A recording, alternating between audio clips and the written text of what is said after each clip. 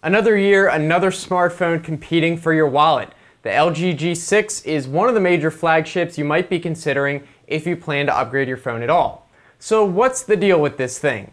Well, I've been using it for a little over a week now, so I think it's time I share my thoughts on this new phone. And for full disclosure, they did send me this phone early for free to try out, but I'm obviously going to give an unbiased review, what I do like, what I don't like, everything in between. As you may know from last year, the previous LG G5 didn't really do so well, and it seems that LG took a much safer path this time around. There really aren't any gimmicks or overly ambitious design choices in the G6, which is fine with me. So let's start off with the physical features on the outside of the phone, starting with the display. It's definitely the first thing you'll notice when you turn the phone on because it basically takes up the entire front of the thing. But even though it's a big screen, the bezels are so small that it really doesn't feel like an oversized phone when you're holding it. And the corners of the display are also rounded, which I like.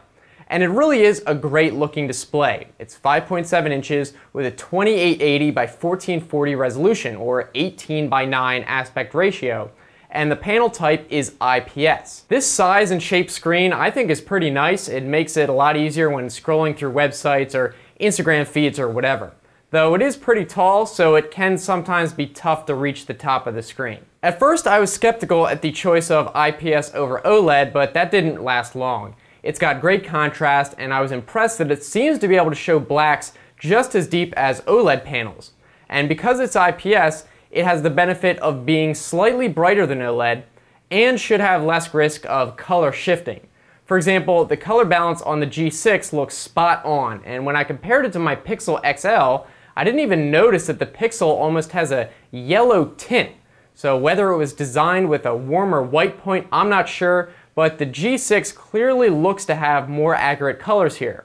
And I should hope so, because the screen is also advertised to support Dolby Vision HDR. So that's also a plus if you like to watch movies on your phone. Continuing on to the rest of the body, on the front you have a front-facing 5 megapixel camera, a speaker, and that's about it.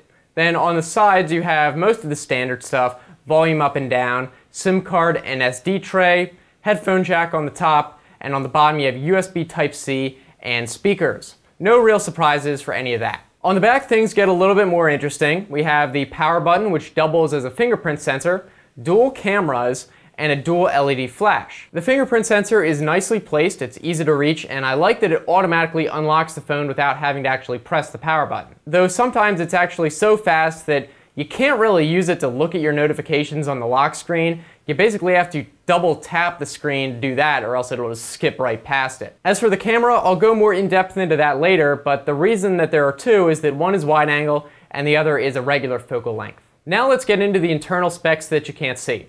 The processor is a Snapdragon 821, not the latest 835, but still very fast. Then it's got a standard 4 gigabytes of RAM for a flagship, and 32 gigabytes of internal memory.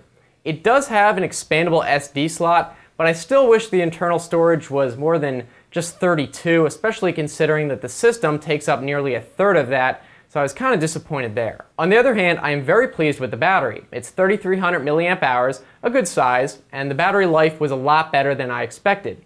I can get several hours of screen on time, and even with the always-on display, the battery doesn't seem to drain that much. I expect this has a lot to do with Android 7 and its new battery optimization features. I'm also glad to see that they included wireless charging, which I am definitely a big fan of, you probably know that. And of course, you have Qualcomm Quick Charge 3.0 to charge up the battery as fast as possible. Other notable features include Gorilla Glass 5 on the back, but only Gorilla Glass 3 on the front. Doesn't really make sense to me why they wouldn't just put the stronger glass on both sides, or at least on the front.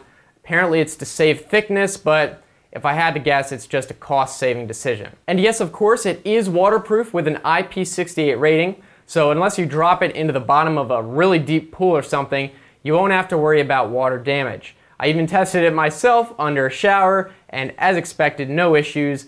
You know, it does wireless charging while still wet. Pretty cool. However, one big missing feature is a notification LED. Not sure why they didn't just add a small one.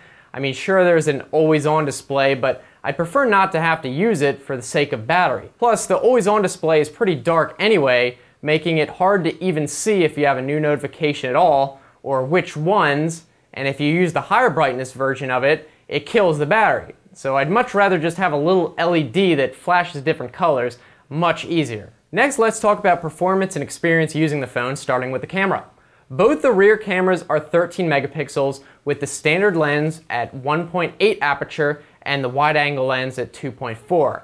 And I think it's nice that they include the two different focal lengths so you can get more in the shot if you want. But besides that though, the cameras are just painfully average. It doesn't seem to offer anything new from what we saw in last year's phones. Especially when some new phones like the Pixel are able to take outstanding images using multiple frame samples.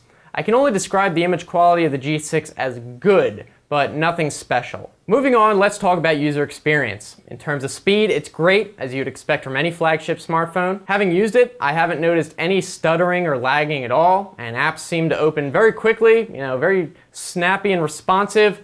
Not really anything else I can say about it other than that. With features, one big one is the inclusion of the native Google Assistant, which you can access by holding the home button. I'm a big fan of the Google Assistant, and I use it a lot more than I thought I would when I first heard about it, though I should point out that the Google Assistant is rolling out to all Android phones that are running at least Android 6.0, so you might already be able to get it on your phone. Now, the G6 is running Android 7.0, which is great, but I don't know why they didn't just launch it with 7.1, which has already been out for months.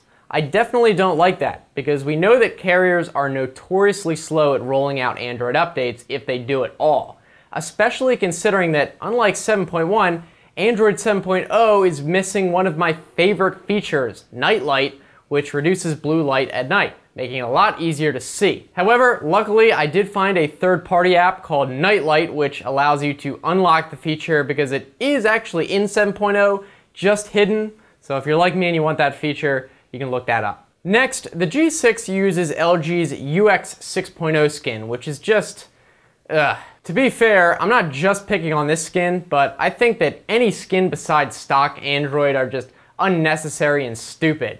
I mean, the first thing I did was replace the home screen with the Google Now launcher. I wasn't really a fan of how the UX skin with the G6 gets rid of the app drawer and just shows all your apps on the home screen, which might be good for people who are like new to Android, but not for me. And I also don't know why it seems like all these skins disable a bunch of features. Like, the G6 disabled the system UI tuner. Why, LG? Why would you remove features? And of course, we can't forget about bloatware. This isn't really LG's fault, I guess. This happens with any phone you buy through a carrier. But if you buy a carrier-branded G6, be prepared to have a ton of pre-installed garbage apps that you can't delete. For example, with this AT&T version, do you have DirecTV? No? Well, too bad. You're not allowed to delete this useless app that takes up over 100 megabytes. But there is hope. Apparently LG is making an unlocked version of the G6 that as of now is coming soon, so you might want to consider getting that if you hate bloatware like me. Alright, now don't think that I'm going to complain about everything. There are some features that they added that I do actually like.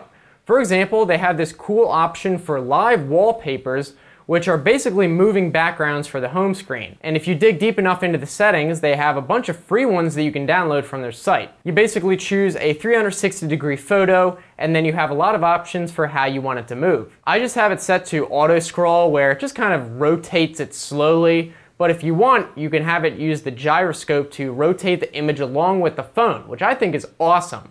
Though this effect does require more battery usage, so I ended up disabling it for now at least. But still, super cool, actually one of my favorite features, especially since they have so many you can choose from that are free. Another small but important feature I think that they added is the battery percentage in the status bar. For the life of me, I do not know why stock Android does not have this, so it's nice to see this option. So let's go over some of my overarching thoughts about the G6. In general, I think it's a worthy flagship. Definitely a good phone that ticks all the boxes. It's got a great screen with top-notch image quality, which I think is probably the best hardware feature.